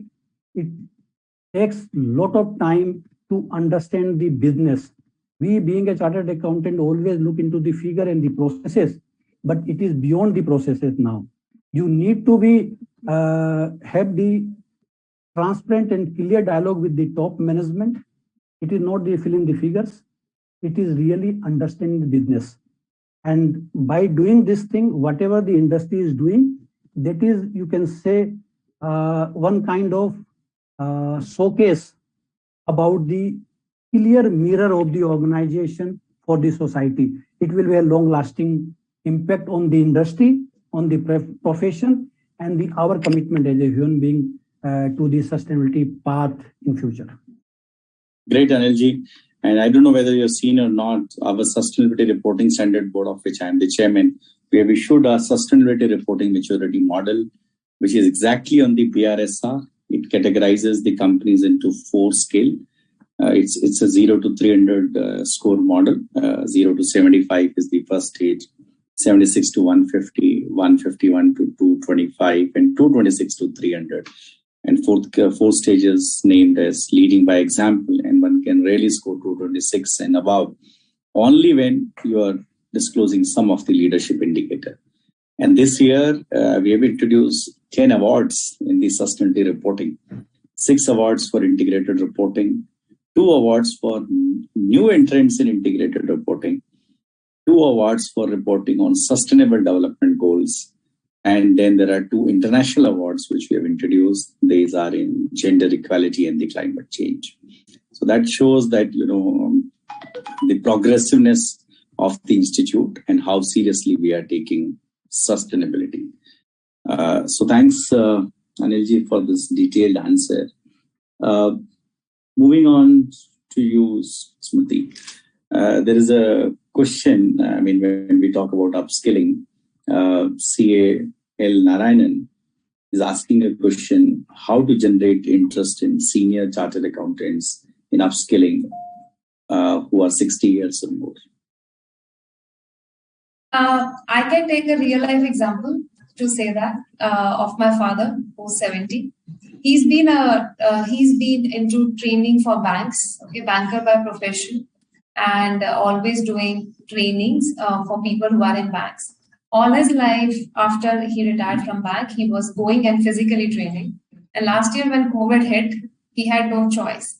Either he was in business or out of his business, right? So the only thing he could use to survive in his business was upskill himself to understand how to use Zoom, to figure out how to take all these classes online, to build that material, figure out how to upload it. So I feel initially it was very frustrating for him because technology was very far off for him, right? Even using a Zoom meeting for some of us, it's so simple, right? We click, and he used to struggle. He would call me or my brother, set up my Zoom meeting and all. I feel sometimes necessity drives some of this change. If we are able to generate that awareness, for some people like my father, it was very obvious. He realized otherwise he's out of this business, which he's so with so much passion generated and built over the years. For some people, you may have to have some more conversations to generate that interest. But I think whatever way we can create that message that none of us can escape it. As I mentioned, some of us may also not be so comfortable. I took my own example, but this is the need of the hour. That is what I would give. There are a lot of stories of people at the age of 70, 75 who upskilled themselves in the last 1.5 years because of COVID. So maybe sharing some of those stories, but giving them the comfort that yes, it is tough, but yes, it is doable. A lot of people have embraced it, and so can they. And Sanjeev, I will also go back to the previous comment I made. Sometimes it's in our mind. We assume, especially as senior people assume it further that, okay, technology is tough. I am a chartered accountant. I know finance, accounts, and tax. I don't know technology. I think if we break it into parts for them and help them enroll into some simpler courses, it makes it easier. And then they realize, okay, it's not as complicated as I thought it is. And then they feel more comfortable to move to slightly more complex parts of technology. And I would also like to give a comfort to the respected audiences. Dr. Girish Ahuja, the stalwart of our profession, is 75 years of age. And, he takes, he's taken 3,825 sessions so far. And he learns every day. So age has no relation with learning.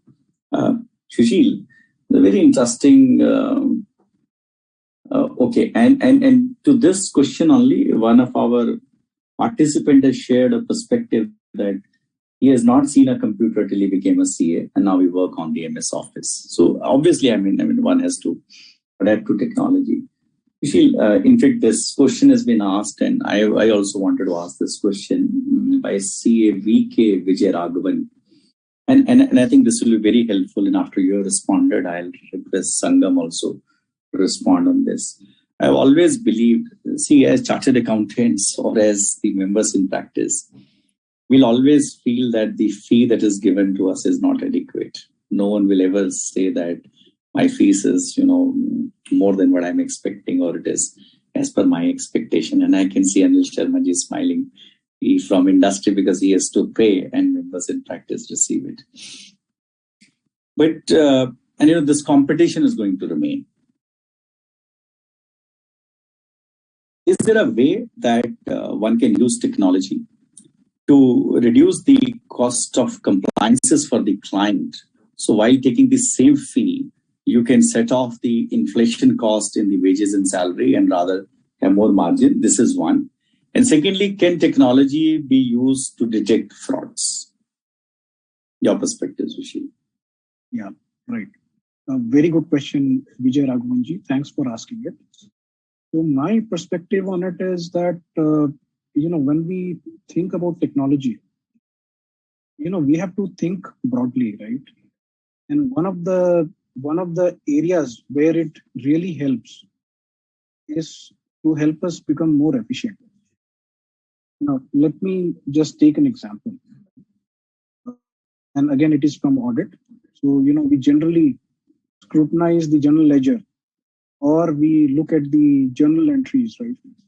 Now, if one were to do it manually, in today's age when some of the organizations would have, lakhs of transactions, very high volume of transactions, or even otherwise, even with small businesses, the amount of data that they are generating, it is becoming very time consuming for us to look at that manually.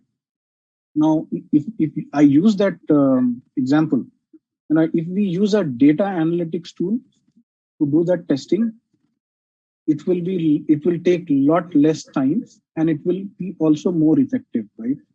Now that example shows that, not only technology can help us be more effective, but also help us become more efficient, right?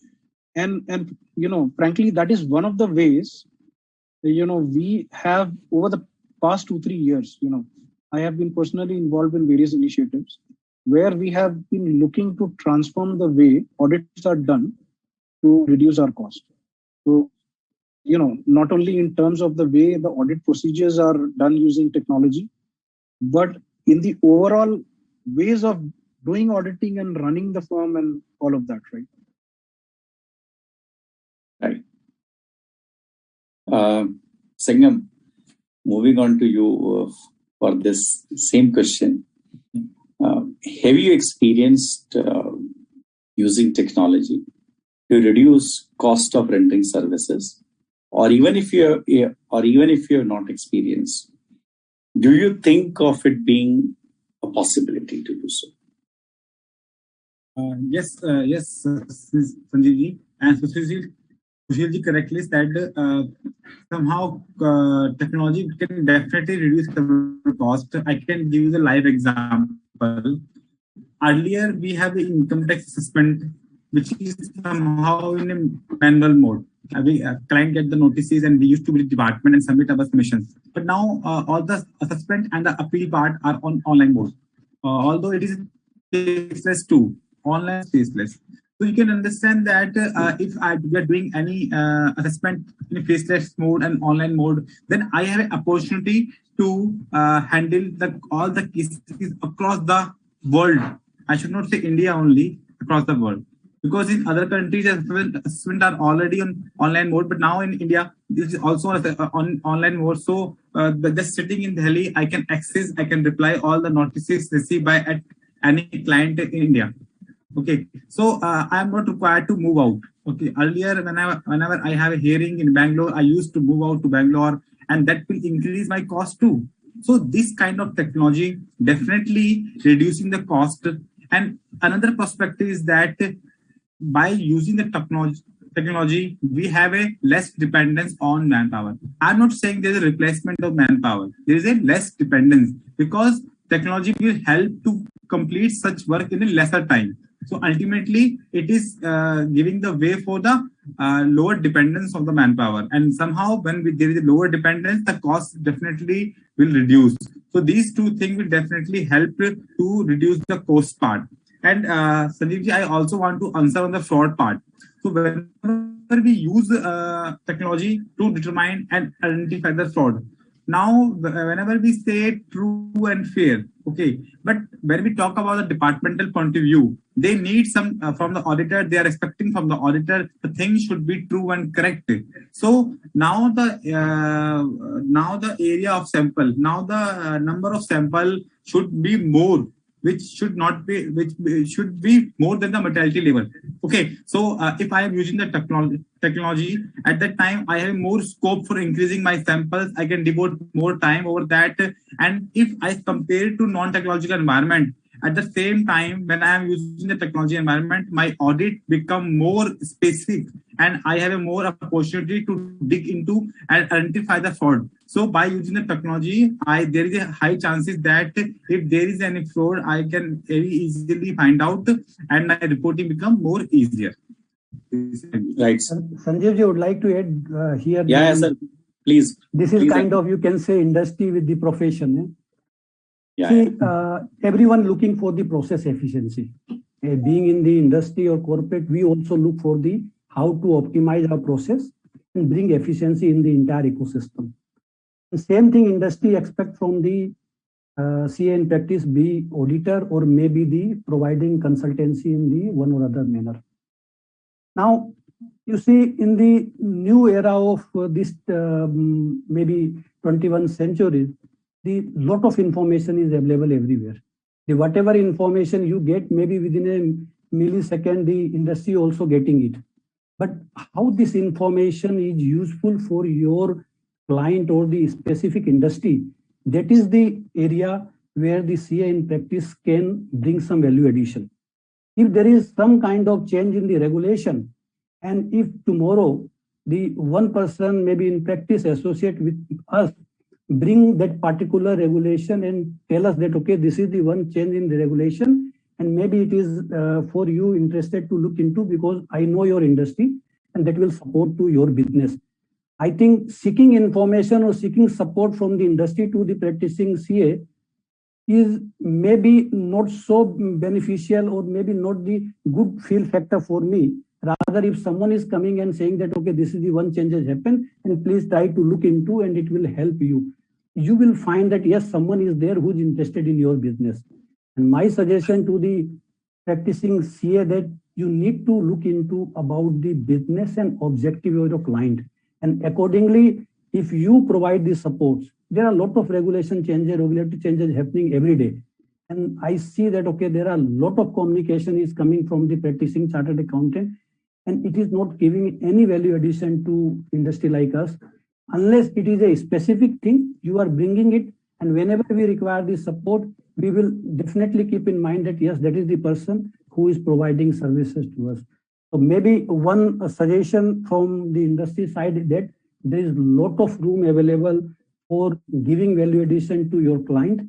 Only thing is that you need to understand the specific objective for your client and accordingly advise him about the all kind of changes which is happening in the either industry or the regulation or maybe from the geographical point of view in the trade and business. Right. Thanks, Anilji. In fact, more than 900 participants are live, and Anju Sharda from Surat is complimented for the seminar. Similarly, Mr. Ajay Panwar saying that I must really share that the session is really great. Anilji, next question to you only. At your company, Heidelberg, what are the initiatives on sustainability and upskilling you are taking? And as the keynote speakers here, Nilesh Vikram mentioned, do you agree that corporates are doing only greenwashing? Or do you feel that actual work is being done on the ground? What's your view on this? So, Sanjeev ji, as a corporate, there are a lot of things is happening. Cement, I can give you the specific example of this cement. You will be surprised that cement is the industry which is contributing around 5 to 7% of the global CO2 emission. Standalone, one cement industry is giving 5 to 7%, and therefore, as one of the world leading building material company, we are continuously increasing our efforts to fight against climate change.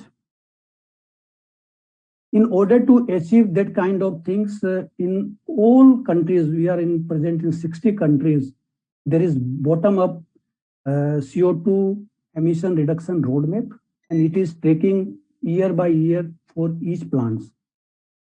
And now, how we are doing it? There are some conventional methods which everybody knows about: the solar power, waste heat recovery power plant, alternative fuel, green drive, because you need to increase the afforestation in and around your plant and quarries. But there is one initiative or innovation with the Heidelberg Cement it putting forward is the carbon capture, which is at this moment unheard. The very nascent stage of technology, maybe now it is proven. And if maybe time permit, maybe I can share 2 minutes video, which may be useful for all the audience. Yeah, please go ahead. Okay. Maybe if, confirm that if the someone is able to see my screen. Yes. I think I need to. We can, Anilji. Yeah. This is, I'm talking about one cement plant in Norway.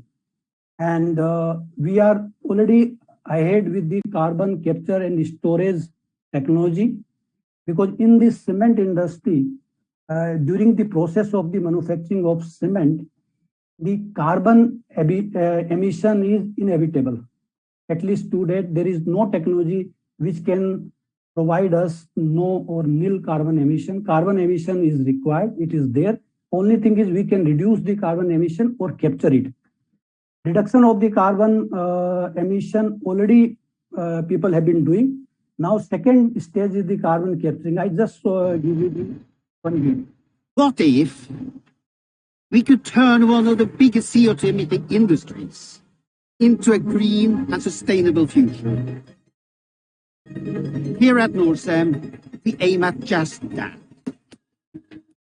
Concrete as a building material is essential, but the production of cement, which is the glue in the concrete, represents 5 to 7% of the world's CO2 emissions every year.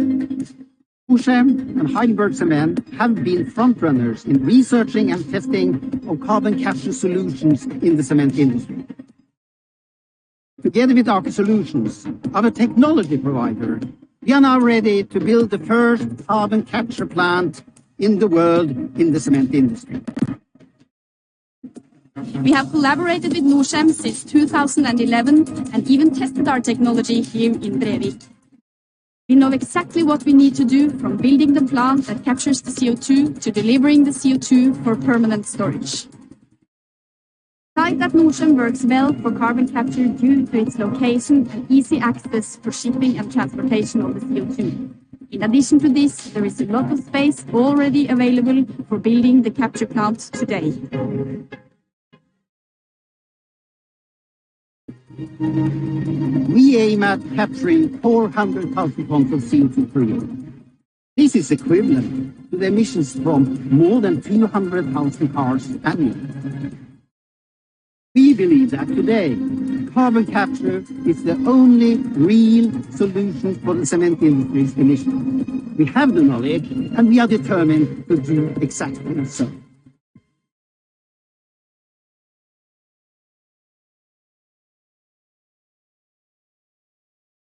Great, Anilji. Anilji, I know that your answer is still not complete. If you can also add that when this carbon is captured, then finally what happens to that carbon? Where it is discharged? So I tell you how this technology, this carbon capture is really expensive. And this, whatever the carbon we capture, we can't keep just unattended.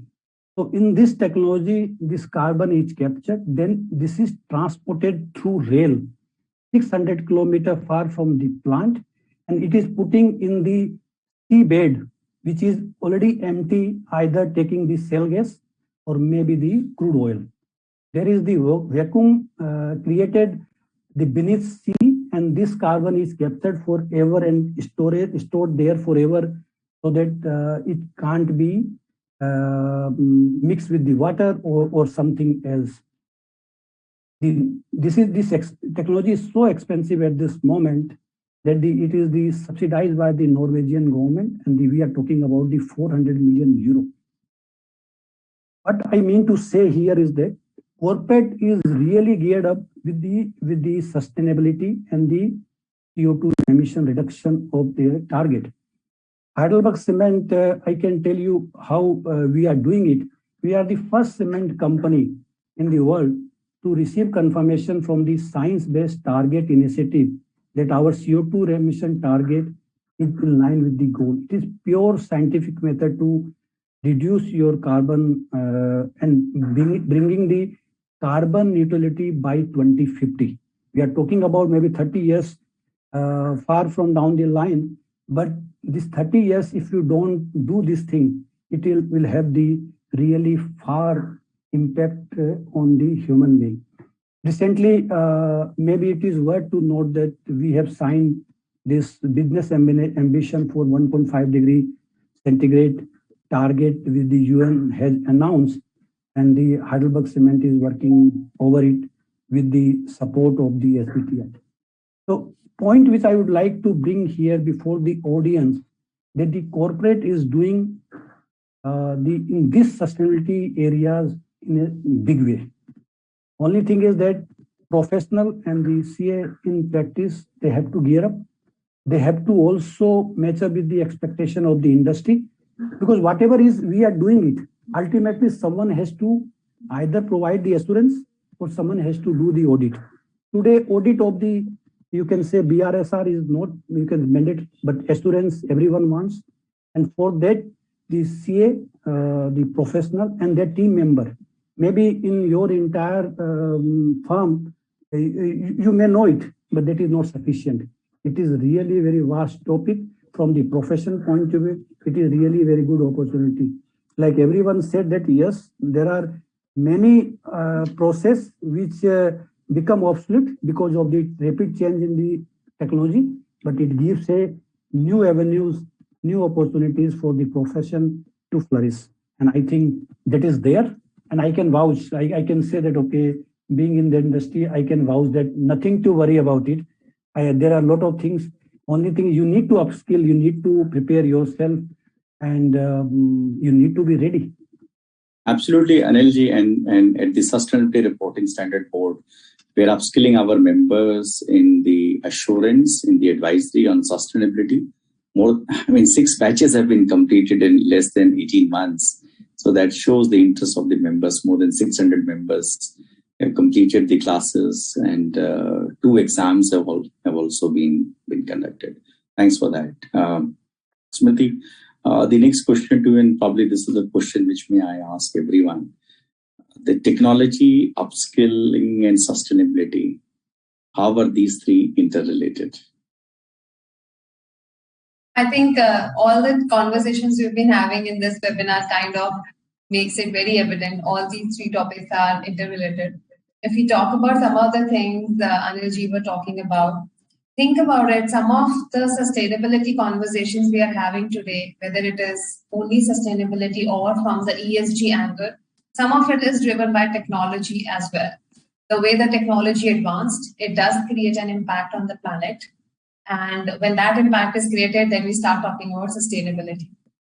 For achieving sustainability, again, while you may say, oh, we are using too much technology, hence there is more of emissions and hence there is more heat and hence you need sustainability.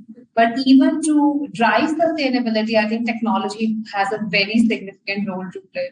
If you get a deep dive into it, we all realize that there are a lot of ways technology in itself is helping us monitor and help us drive our sustainability initiatives.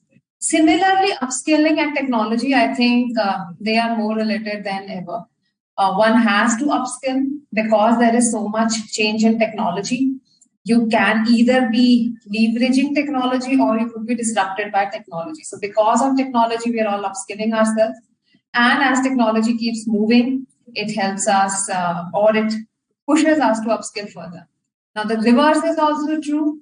When I try to upskill myself, again, I use technology. Like in today's world, if I'm trying to learn anything, I'm trying to do any learning program, all of us are using different forms of technology.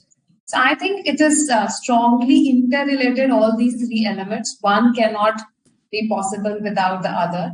And we all have to accept it, that they'll all go hand in hand. Somehow all organizations and all of us as chartered accountants and all of us as service providers, practitioners, will have to figure out what is the right balance between the three elements, which we apply personally, professionally, and also for all the clients we work with. Sanjeev, back to you. Maybe everybody else can share their views. Yeah, absolutely. I would welcome, in no particular order. So Sushil, if you want to add your perspective to this question, how the three are interrelated. Absolutely. I think, first of all, Smriti has put it very well. Right? So all three are interrelated. Technology will form the backbone of the other two.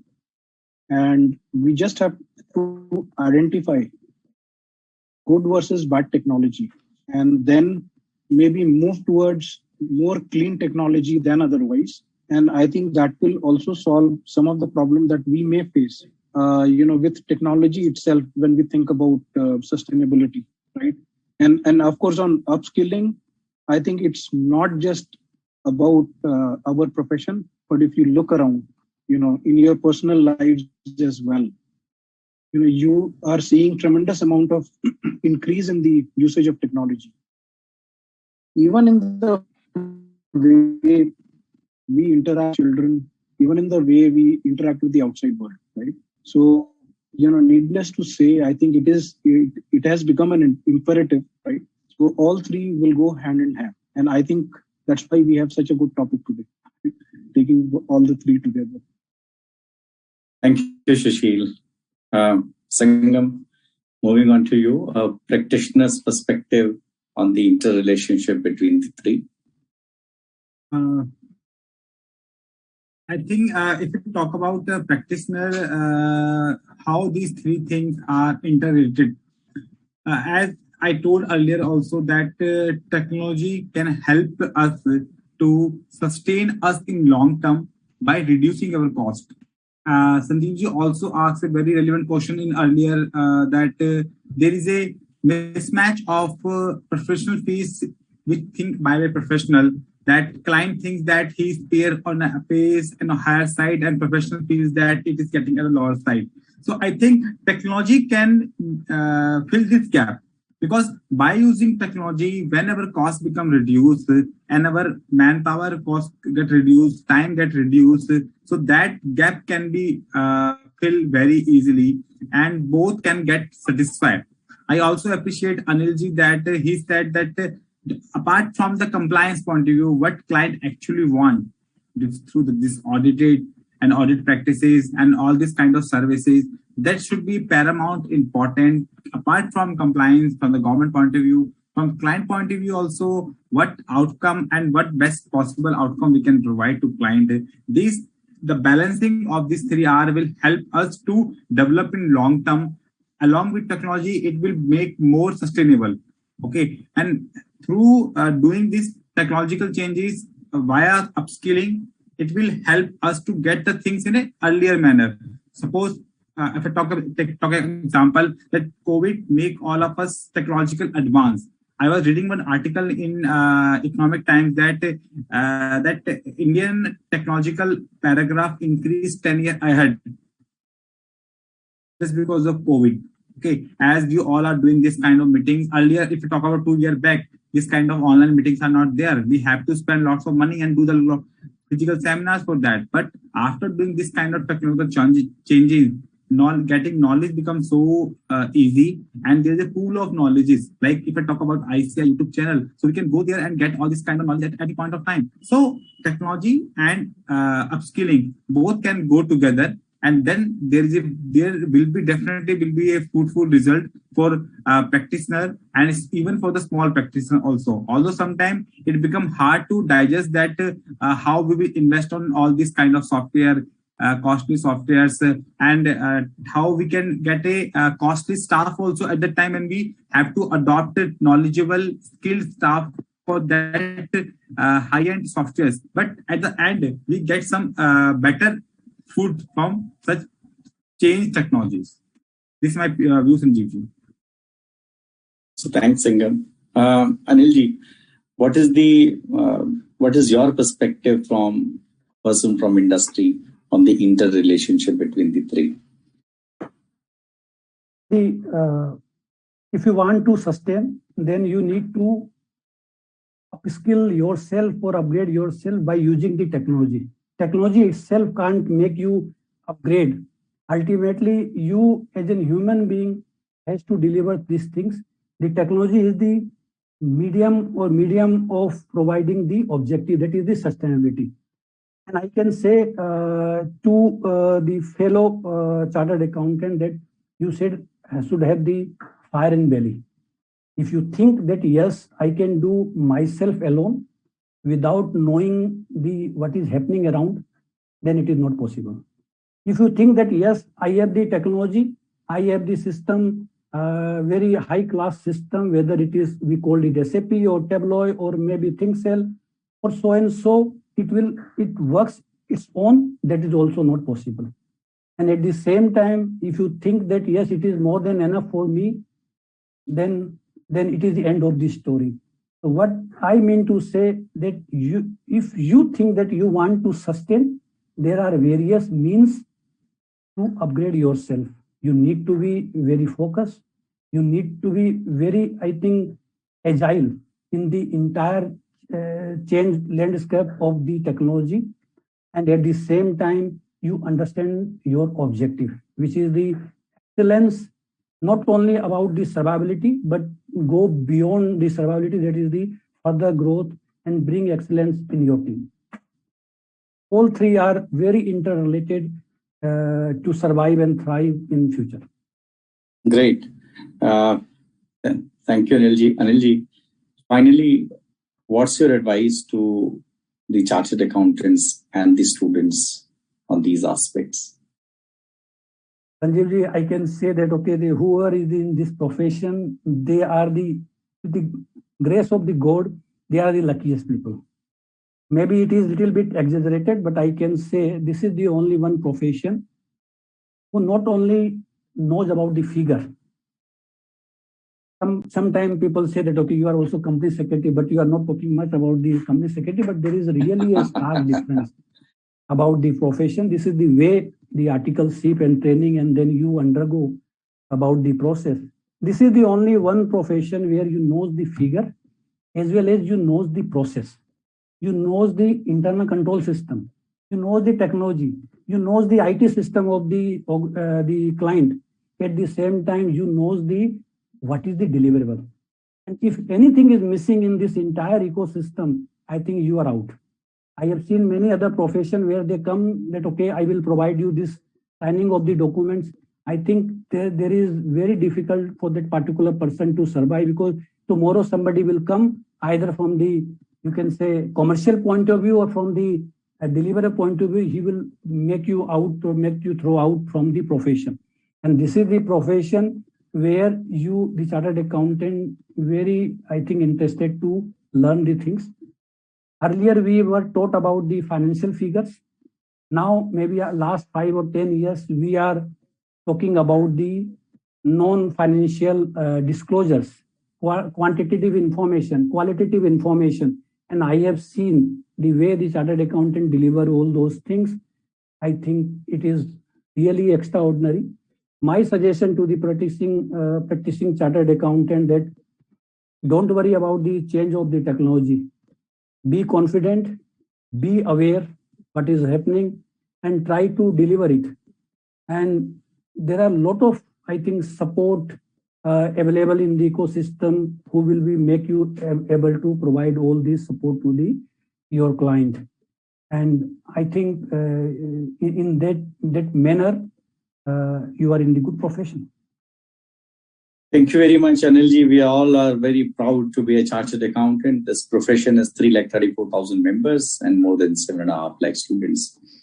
This was a wonderful session, an entirely different and a refreshing theme with more than 900 participants live. And I thank my co-chairman Prasannaji, our honorable past president C. N. Nilesh Vikamseji, the office staff, and of course all the 4 panelists who are personally also good friend, C.A. Sangam Agarwal, C.A. Sushil Kedia, C.A. Smriti Jain, and C.A. Anil Sharma ji.